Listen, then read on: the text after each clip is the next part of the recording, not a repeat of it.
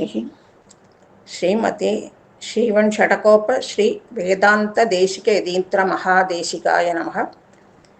श्रीमती श्री लक्ष्मी नरसिंह दिव्य पादुका सेवक श्रीवन् षडकोप श्री नारायण यतीन्द्र महादेशिकाय नमः। श्रीमती श्रीवन् षडकोप श्री रंगनाथ यतीन्द्र महादेशिकाय नमः। நம்ம ஆச்சாரியரை பற்றி பார்த்துட்டுருக்கோம். நம்ம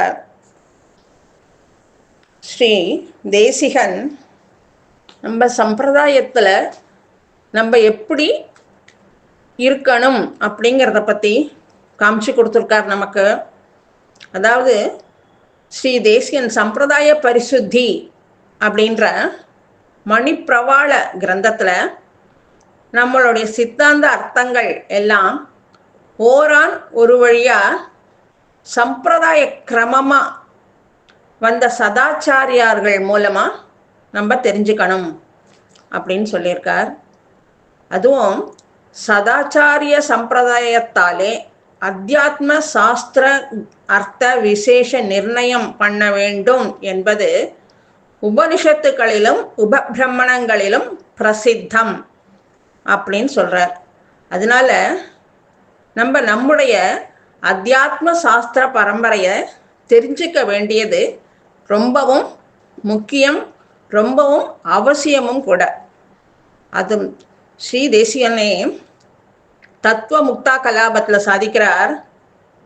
நாதோ யஜ்ஞம் பிரவர்த்தம் பஹுபிர் உபசிதம் யாமுனேய பிரபந்தைஹி த்ராத்தம் சம்யக்யதீந்த்ரைஹி இதம் அகிலமதமம் நம் தர்ஷனம் நக அப்படின்னு சாதிச்சிருக்கார்.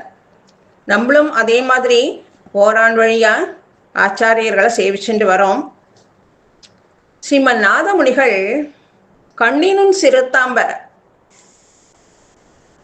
12000 தடவை அனுசந்தானம் பண்ணினதுனால நம்மாழ்வார் பிரத்யக்ஷமானார். அதுவும் எப்படி? திருவன் போன்றவர்களுக்கு எப்படி சேவை சாதிச்சாரோ பெருமாள், அதே மாதிரி நம்மாழ்வார் நாதமுனிகளுக்கு சேவை சாதிச்சு 4000 திவ்ய பிரபந்தத்தை கொடுத்துருக்கார். அந்த மாதிரி நம்மளுக்கு 4000 திவ்ய பிரபந்தமும் மொத்தம் உள்ள எல்லா சாஸ்திரங்களையும் எப்படி உபதேசம் பண்ணினாரோ அதே ஆச்சாரிய கிரமத்தை நம்ம ஸ்ரீ தேசிகன் மணக்கால் நம்பி, ஆள வந்தார், பெரிய நம்பி, ராமானுஜர் அப்படின்னு பரம்பரையாக விசிஷ்டாத்வைத சித்தாந்தம் வளர்ந்ததை நமக்கு என்னுயிர் தந்தளித்தவரை சரணம் புக்கிங்கிற அந்த பாசுரத்தில் எடுத்து கொடுத்து நமக்கு அருளி செஞ்சிருக்கார். அதே ஸ்ரீமன் நாதமுனிகள் அவருடைய பரம்பரை வம்சத்தில் வந்த நடாதூர் ஆழ்வான். அவர் ராமானுஜரும் ரொம்ப சகாயமாக இருந்தவர். அவர் அடுத்தது அதே வழியில் வந்த நடாதூர் அம்மாள், வாத்ஸ்யவரத தேசிகன் அப்படின்னு பிரசித்தமாக இருந்தவர். அடுத்தது இந்த நடாதூர் அம்மாளுடைய திருப்பேரன் ஸ்ரீ கடிகாசதம் அம்மாள் அப்படிங்கிறவா. அந்த கடிகாசதம் அம்மாள் அப்படிங்கிறவர் ஒரு கடிகைக்குள்ள 100 ஸ்லோகம் சாதிப்பாராம். அதனால தான் அவருக்கு ஸ்ரீ கடிகாசதம் அம்மாள் அப்படிங்கிற பேர் வந்திருக்கு. ஸ்ரீமத் ஆதீவன் ஷடகோபன் ஸ்ரீ கடிகாசதம் அம்மாளுடைய சிஷ்யரம். அதாவது கடிகாசதம் அம்மாளுக்கு சிஷ்யராக இருந்திருக்கார் ஸ்ரீமத் ஆதீவன் ஷடகோப யதீந்திர மகாதேசிகன். இப்படி ஆதீவன் ஷடகோப யதீந்திர மகாதேசிகன் ஸ்ரீ அஹோபில மடத்தின் முதல் பீடாதிபதியாக இருந்தவர்.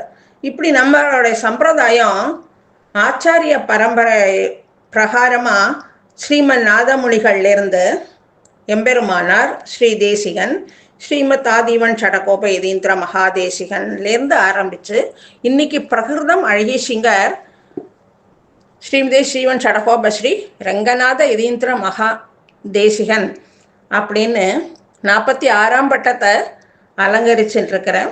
நம்ம அழகி சிங்கர் மூலமாக ஆச்சாரிய பரம்பரை இன்றைக்கும் ஓரான் வழியாக வந்துட்டுருக்கு. இப்படி எம்பெருமானான ஸ்ரீ லக்ஷ்மி நரசனுடைய பரம கிருபைக்கு நம்ம எல்லாரையும் பாத்திரமாக ஆக்கிறது நம்மளுடைய அழகி சிங்கர்கள் தான். இப்படி நம் அழகி சிங்கர்கள் மூலமாக நம்ம ஆச்சாரிய பரம்பரையில் இன்றைக்கும் நம்ம ஓரான் வழியில் இருந்துட்டுருக்கோம். 45ஆம் பட்டம் வில்லிவலம் அழகி சிங்கர் அப்படிங்கிறவர் அவர் அவதாரம் பண்ணினதே பாருங்கோ அக்ஷய வருஷமா. அக்ஷய வருஷம் அப்படிங்கிறது அக்ஷயம் அப்படின்னாலே மேலே மேலே விருத்தியாகிறது அப்படின்னு அர்த்தம். அதுவும் இல்லாமல் ஸ்ரீ கிருஷ்ணன் எப்படி நடு நிசியில் அவதாரம் பண்ணினார், நடுராத்திரியில் அவதாரம் பண்ணினார், அதே மாதிரி இவரும் நடு நிசியில் அவதாரம் பண்ணியிருக்கார்.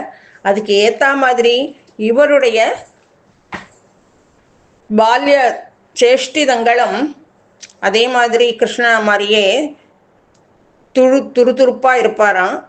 அதுவும் இல்லாமல் கிருஷ்ணர் எப்படி எல்லார்கிட்டையும் சிரிச்சுக்கிண்டு எல்லார்கிட்டையும் இருப்பாரோ, எல்லாரையும் தன்கிட்ட அரவணைச்சிப்பாரோ, அதே மாதிரி இந்த அழகி சிங்கரும் தன்னுடைய புன்சிரிப்பாலையும் தன்னுடைய யதார்த்த வாத்சல்யமான வார்த்தைகளாலையும் எல்லாரையும் அரவணைச்சுக்கிண்டு இருந்தார்.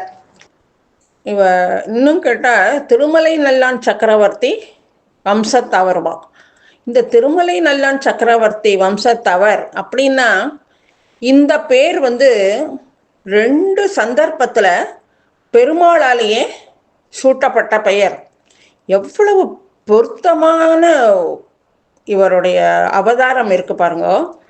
இந்த நல்லான் அப்படிங்கிறது எப்படி வந்ததுன்னா, ஒரு சமயம் வரதாச்சாரியார் அப்படிங்கிற சுவாமி காஞ்சிபுரத்தில் இருந்துட்டு இருக்கிற பொழுது வேகவதிக்கு அவர் கார்த்தால் அவருடைய அனுஷ்டானத்தை பண்ண போகிற போது அங்கே ஒரு பிரேதம் அந்த வெள்ளத்தில் வந்துதான். அதாவது ஒரு பிணம் அந்த வெள்ளத்தில் வந்துதான். வந்தபோது இவர் பார்த்தா, ஐயோ பணம் இந்த பாடி இருக்கு, பார்த்தா அதில் சங்கு சக்கரம் பொறி இருக்கான். சங்கு சக்கரம் பொறி இருக்கும். இவர் அதை எடுத்து கரைக்கி கொண்டு வந்து பண்ண வேண்டிய ஈமக்கிரியைகள்லாம் பண்ணியிருக்கார்.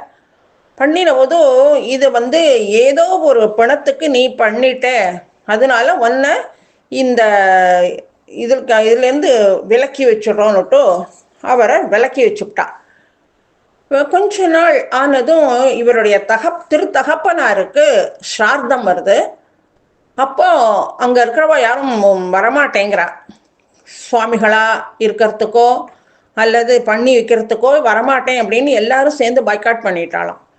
அப்படி பண்ணுற போது இவருக்கு என்ன பண்ணுறதுன்னே தெரியலையாம். ஸ்ரார்த்தம் பண்ணி ஆகணுமே அப்படின்னுட்டு மனசில் பெருமாளை தியானம் பண்ணிட்டாராம். பண்ணிட்டுட்டு, அப்பா நீ தான் எல்லாத்தையும் பண்ணி வைக்கணும், இது எப்படி இந்த ஸ்ரார்த்தம் நடக்க போகிறது தெரியலையே, நீ தான் பண்ணி வைக்கணும் அப்படின்னுட்டு பெருமாளை பிரார்த்தனை பண்ணினதும் அன்னைக்கு ஸ்ரீரங்கம், காஞ்சிபுரம், திருமலை 3 பெருமாளுமே சுவாமிகளாக இருந்து இந்த ஸ்ரார்த்தத்தை பண்ணி வச்சிருக்கா, நடத்தி கொடுத்துருக்காளாம். அங்கே அக்கம் பக்கத்தில் இருக்கிறவாள்லாம் இப்போ இவர் என்னதான் பண்ணுறாரு பார்க்கலாம் அப்படின்னு நினச்சிட்டு இருந்திருக்கா. பார்த்தா எல்லாம் நல்லபடியாக ஸ்ரார்த்தம் நடந்திருக்கு. 3 பேரும் வெளியில் போயின்னு இருக்கிறதா பார்க்குறா. எல்லாருக்கும் ஒரே ஆச்சரியமாக இருக்குது. அப்போது அன்னைக்கு காஞ்சி தேப்பெருமாள் தன்னுடைய ஆராதனத்தை ஆராதனத்தை பண்ண விடலையாம். அப்போது ஏன்னா இந்த ஸ்ரார்த்தத்தில் இருந்ததுனால அன்னைக்கு ஆராதனத்தை அவர் பண்ண விடலை. இந்த மாதிரி இருக்கவும் பெருமாள் வரதாச்சாரியாரை அந்த அளவுக்கு ப்ரைஸ் பண்ணினாராம். என்னன்னா, இந்த வரதாச்சாரியார் அப்படிங்கிறவர் எனக்கு நல்லான், ஊருக்கு பொல்லானா இருந்தாலும் உலகத்துக்கே பொல்லானா இருந்தா கூட எனக்கு நல்லான் அப்படின்னுட்டு தேப்பெருமாளே அசரீரியா சொன்னாராம். அதுலேருந்து தான் இவாளுக்கு நல்லான் அப்படின்ற பேர் வந்துதான். அப்போது வரதாச்சாரியார் அவருடைய வம்சாவளி எல்லாரும் அதிலிருந்து நல்லான் அப்படின்ற ஒரு டைட்டில் இவாளுக்கெல்லாம் கிடச்சிருக்கு. அதே ஒரு சமயம் ராமானுஜர் ஒரு ஸ்ரீமன் நாராயணனோட விக்கிரகத்தை திருமலையில் பிரதிஷ்டை பண்ணுறதுக்கு போகிறார். அப்போ போனால் அங்கே இருக்கிற எல்லாரும் சைவா எல்லாரும் பண்ணக்கூடாது, இது சைவ கோவில் அப்படிங்கிறா. அப்படி சொல்கிற பொழுது இந்த செய்தி அந்த ஊர் ராஜாவுக்கு தெரிகிறது காளஹஸ்தியில். அந்த ராஜா அங்கேருந்து படை எடுத்துட்டு வரான். அக்க வரதாச்சாரியார் எவ்வளவோ எடுத்து சொல்கிறார். எவ்வளவு எடுத்து சொன்னாலும் இந்த பிரமாணத்தெல்லாம் ஏற்றுக்கவே இல்லை. உடனே அவன் என்ன சொல்கிறான், அந்த ராஜா ஒரு இரும்பு குதிரை, அதுவும் அந்த குதிரை அப்படியே அனல் பறக்கிறது தான் அந்த குதிரையில். அந்த குதிரையை தொட்டாலே அது 3 டிகிரியில் வெப்பம் அப்படி இருக்குமா, அதை தொட்டாலே அப்படி ஒரு காயம் ஆகியமா உடம்பு பூரா. அந்த ராஜா என்ன சொல்கிறான்னா, இந்த குதிரை மேலே ஏறிண்டு நீ இந்த மலையை வலம் வந்தேனாக்க நான் ஒத்துப்பேன் அப்படிங்கிறானா. வரதாச்சாரியா சுவாமி போய் புஷ்கரணியில் போய் தீர்த்தா மடிட்டு திருமலையப்பனை மனசில் நினச்சிக்கிண்டு அந்த குதிரை மேலே ஏறி மாடவீதி பிரதட்சணம் வர சொல்லியிருக்கா. மாடவீதியில் பிரதட்சணம் வந்திருக்கார். வந்த உடனே அவர் சாதாரணமாக இருக்கார். ஆனால் வரதாச்சாரிக்கு எதுவுமே ஆகலை. இதை பார்த்த அந்த ராஜாவுக்கு உடம்பே அப்படியே ஆடி போயிடுத்து. இவ்வளவு தூரம் இந்த குதிரையில் ஏறி போயிட்டு வந்துட்டாரேன்னு அவன் நினச்சிக்கிண்டு அவன் மன்னிப்பு கேட்குறான். உடனே பெருமாள் என்ன பண்ணுறார், ஸ்ரீனிவாச பெருமாள் வரதாச்சாரியாரை ஹானர் பண்ணுறார். என்னன்னா, திருமலை நல்லான் சக்கரவர்த்தி, அதாவது இவருக்கு வரதாச்சாரியா சுவாமிக்கு ஸ்ரீனிவாச பெருமாள் சக்கரவர்த்தி அப்படிங்கிற டைட்டிலை கொடுத்தார். அதுக்கப்புறத்துலேருந்து அந்த வம்சாவளிக்காராலே எல்லாரும் திருமலை நல்லான் சக்கரவர்த்தி அப்படின்ற டைட்டிலோட இருந்துட்டுருக்கா. இவா எல்லாருமே இந்த வம்சத்துக்காரா எல்லாருமே பரம ஏகாந்தியா இருப்பாளாம். அந்த அளவுக்கு வித்வத்துலையும் சிரேஷ்டமாக இருப்பாளாம்.